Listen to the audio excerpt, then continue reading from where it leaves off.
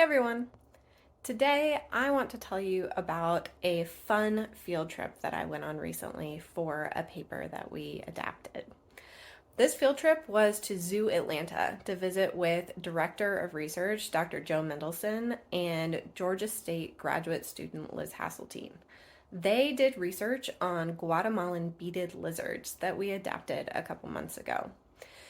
Because I live in Atlanta, they offered to set up the experiments for me again and let me tour their reptile house at the zoo. So I went down there in the middle of the day, in the middle of the week, which is a great thing that my remote job gives me.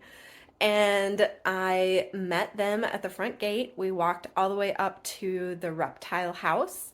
I got to go behind the scenes. They had set up their maze, and I suddenly found myself watching a critically endangered Guatemalan beaded lizard try and get through a maze. He was hissing at me. He's got claws that are really, really long. He's about 3 feet. And I'm thinking to myself, if this lizard gets out of the maze, am I going to be able to outrun it? Well, that question was answered pretty quickly when I realized that this thing is so slow. So slow. I think he moved like 3 feet in the 10 minutes that we were all talking there. But it was really, really cool watching him. And I must have had some crazy look on my face, like I wanted to just dive in and give him a cuddle or something, because Joe Mendelson warned me, don't stick your hands in there. And then I remembered Guatemalan beaded lizards are venomous. So yeah, didn't want to do that. But after watching them for a little while and actually seeing the experiment run again, it made a lot of sense why these researchers at Zoo Atlanta were trying to figure out more about these Guatemalan beaded lizards.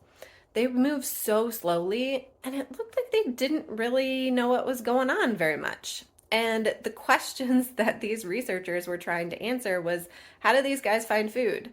They're critically endangered, and they obviously need to find food to survive. And so we were talking and joking around, and Joe actually said, yeah, that might be why they're critically endangered, because they move so freaking slowly. They can't catch much of anything. So they depend on their sense of smell.